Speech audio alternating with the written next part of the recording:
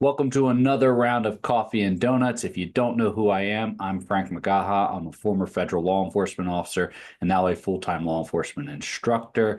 I'm one of the few in the entire world who's had the privilege and the honor to be an honor graduate for the Federal Law Enforcement Training Center. And today we're going to be going into questions that you all publicly submit. So I'm going to dive into it and we're going to get over. Let's discuss. Okay, first question.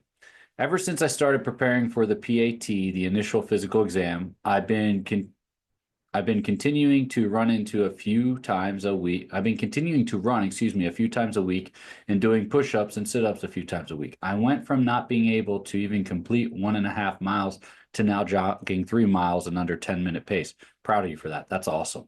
I'm going to keep pushing myself. As for academics, I am a bad at academics, and I'll probably have to review some basic case law. And I do want to study a bit for the academy, nothing crazy, just familiarize myself with the laws in the jurisdiction I'll be in. Yet, I don't think there's anything wrong with that, but here's what I want to tell you specifically about preparing for the academy when it comes to studying. You never know what you're getting into until you actually experience it. So here's what I will tell you is it's very difficult to understand case law and laws if you don't have a background in it, which means, you've never done it before. I mean, obviously the information's out there and you can spend a lot of time looking up the case law and then trying to find someone to translate that case law for you. So if you don't have a background in legal or you don't have a background in understanding, the courts or legal system, because there's not just case law, you have legislative or statutory law, right? You have a lot of other different laws that apply to law enforcement, and then you have policies that apply and things like that that all will come into it specifically for the department that you're going to work with in the state and what have you. But I tell individuals, listen, if you want to prepare for the academy, start preparing physically and mentally in mental toughness, right? Start pushing yourself without getting injured. Do not get injured outside the academy. Trust me, it's a bad day and you'll probably lose your position.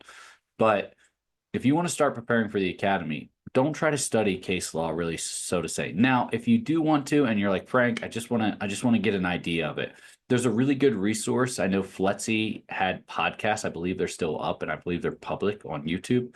So FLETC has some really good legal podcasts to understand case law and federal law, which really constitutional law, which that applies, right? Statutory law, constitutional law, case law, all that applies. So with that being said, I would guess I would start there because they do a really good job of explaining it and it preps you for learning the critical components of, the First Amendment, Fourth Amendment, how they apply to law enforcement. That would be my tip and my recommendation for you. But ultimately, I would say don't do it to an extent unless you're going to do something along that is catered towards law enforcement for the sheer fact you don't want to miss study. In firearms training, we call this a training scar, where you go out and say, hey, I'm just going to shoot a gun. Well, the problem is if you practice a bad habit over and over, that becomes, ingrained in you, and then you have to train that out. And it's much harder to train a bad habit out of you rather than just train you right from the start. So that's what I would say about understanding the legal. Now, I do 100% believe in self-investment and going out and learning additional legal training past your academy, past your basic training. 100%. Spend the money, invest in yourself, go out, take additional case law, everything. 100%. But at the same point in time, you don't want to start with a misinterpretation and then have to break that in the academy and then possibly mess up on an exam because of it. All right, so that's number one. Number two, I can't answer true or false question related to my father as I've never saw him for more than a couple hours a year as a child. Would it be fair to answer he was not a good person since that is my experience, even though he could possibly be a fine person that I simply do not know? Thank you for all your content. First of all, thank you for the comment. I truly appreciate that.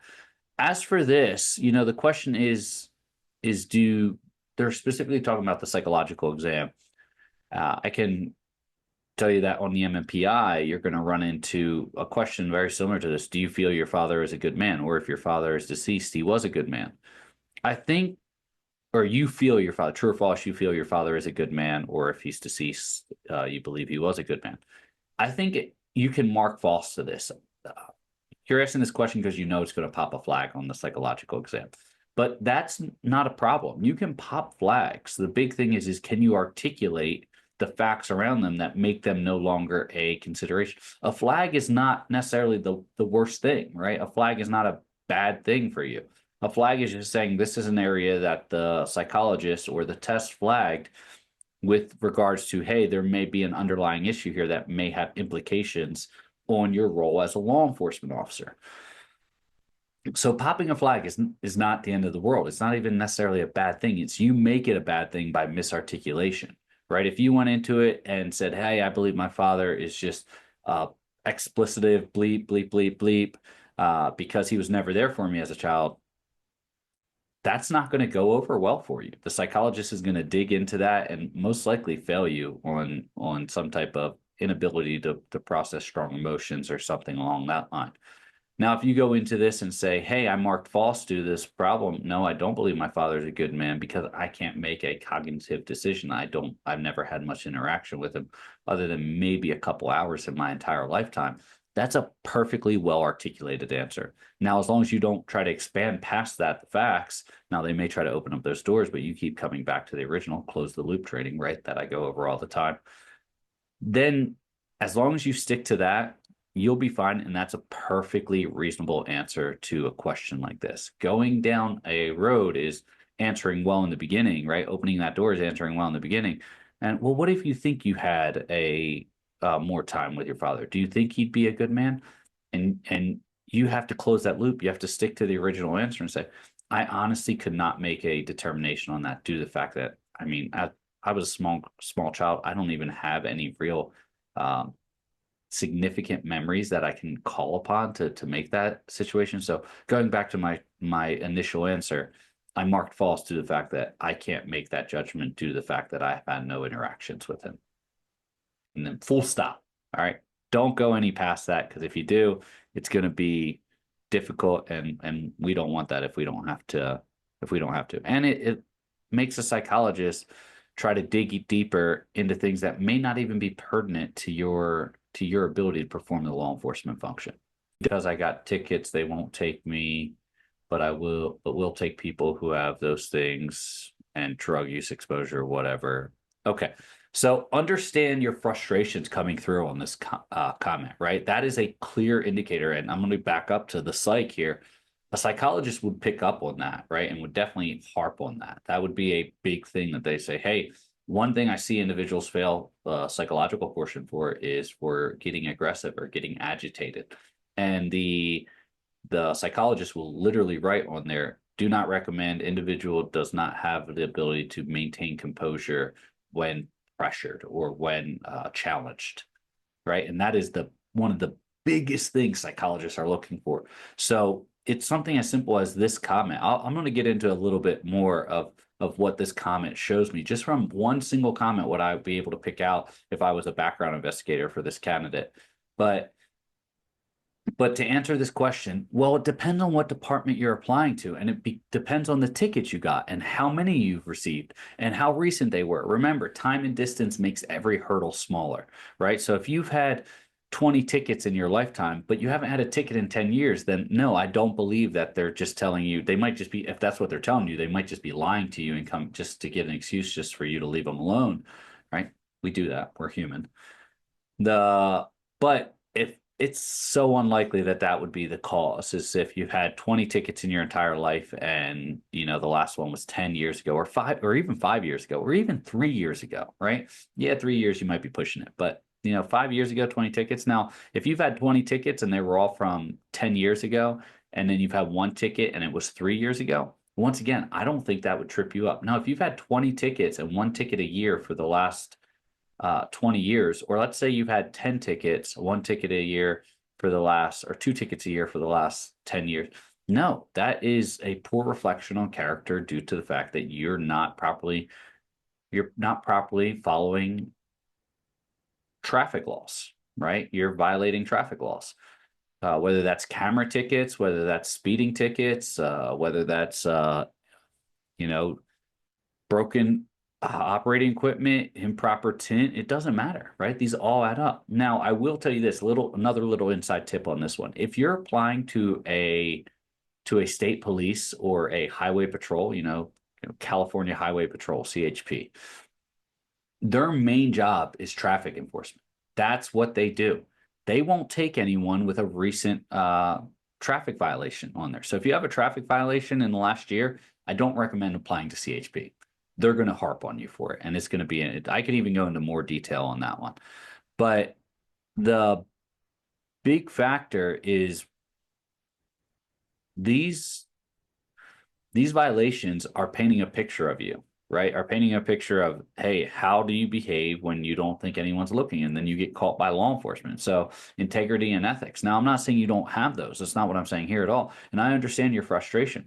But this could easily just be something where, if you're saying, hey, I haven't had a ticket in 5 years, Frank, this could be easily as you're just misarticulating your past experience as maybe a younger individual who did get violations, and you're just not properly expressing and, like I said, articulating the facts now. What I would tell you is don't give up. If you have this clean of a driving record and you have this clean of a background record, and they're telling you it's just because of driving, and you have nothing recent on your driving, nothing within the last year, preferably within the last 3 years, preferably within the last 2 years, beneficial if it's not within the last 3 years, then you're a strong candidate, but you might be getting in your own way. And I'm going to use this to piggyback. Like I said, there was a lot that this comment told me. One being, hey, is this person frustrated? Now, this might not be their normal demeanor, but their frustration appears to be coming through. I'm interpreting as such, which means if I'm interpreting as such, someone else could interpret it as such too. But this person is agitated. I understand that, but you can't let that happen. You're going to be agitated all the time out there working with the public and working with criminals. Their whole purpose is to agitate you and see if you could mess up so that they can get the case dismissed, right? They're going to try and try to get some type of wrong response out of you, and that will throw a whole case away. So that's one thing that they'll be looking for, whether it's in the background, whether it's in the board interview, whether that's in the psychological or even the poly, right? They're going to check to see, hey, how do you handle stressful situations, or how do you handle yourself when pressure is put on you? Do you rise to the occasion, or do you fall down to a normal standard? Or I shouldn't say a normal standard, but do you fall down to a unusable standard? So that's just that. Just the tone of how I'm reading this could be misinterpreted and used against you. The other thing too is, and I want to do a whole video on this. Understand a lot of candidates will come to me and ask me, hey, how much does my social media profile play a factor? Well, a lot, because it shows what you're willing to show the public and what you're willing to show yourself to the public. If you're showing yourself to the public, doing ridiculous TikTok dances while your car drives itself, that's not going to look good. If you're using email addresses for those that are inappropriate, right? That's not going to look good. If you're using usernames that are inappropriate. So let's take a look at this one, right? If you have profile images that are inappropriate or not professional, that's going to play. But let's look at this one real quick. Space Cadet Millennial. So I'm just, once again, you're giving me an assumption here. I could be completely wrong. You could be Gen Z, Gen X, it doesn't matter. But I read this Space Cadet. Okay, so you're just kind of out of it at times, right? That's what a Space Cadet is, you're just kind of out of it at times. Or are you talking about actual space? But as your background investigator would interpret this, they're going to look at the negative, because that's what they're trained to look for. So don't give it to them. So Space Cadet Millennial. I wouldn't use a username like that, right? But the thing is, it's already there. You're going to have to disclose that. So anyone watching this for future creation of usernames, pick ones that will always display you in a positive or professional manner. I hope this helps. Listen, we go on and we answer every question on YouTube for as long as I can keep doing it, right? So if you have a question, leave it on YouTube, jump on there. We also have new podcast episodes coming out, as well as we have a brand new blog that you can access from our website at armageddonct.com, and you'll see that down below. I hope this helps you all. Remember, I'm here to do anything we can for you. If you have any questions, feel free to reach out. Stay safe, and I'll see you next time.